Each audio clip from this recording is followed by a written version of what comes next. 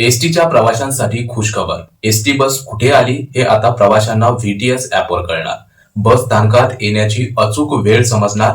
ST बसेसला vehicle tracking system बसवल्याने हे आता बघणं शक्य होत आहे. रोस मार्टा या कंपनीकडून रूट मॅपिंग पूर्ण करण्यात आलेले आहे, अशी माहिती एसटीच्या अधिकाऱ्यांनी दिली.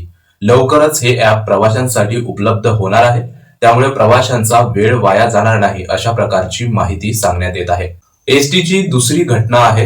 पुणे मुंबई मार्गावर ओंझर्डे गावाजवळ शिवशाही बसला आग लागली. त्यावेळी बसमध्ये 12 प्रवासी होते. बसला आग लागल्याचे चालकाच्या लक्षात आले. त्यावेळी चालकाने बस रस्त्याच्या कडेला थांबवली व काही क्षणातच बस जळून खाक झाली.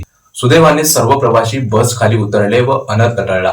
एसटीची दुसरी अपडेट. एसटी कर्मचाऱ्यांना मोफत आरोग्य सेवा देण्यासाठी परिवहन मंत्र्यांनी दवाखाना बांधण्याची घोषणा केली व लगेच एसटी महामंडळाने कर्मचाऱ्यांची माहिती मागवली की कर्मचाऱ्यांच्या कुटुंबांमध्ये किती सभासद आहेत याची माहिती एसटी महामंडळाकडून मागवण्यात येत आहे.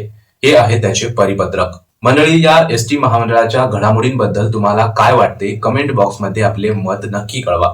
एसटी महामंडळाच्या चॅनलवर नवीन असाल तर चॅनलला सबस्क्राईब करा. धन्यवाद.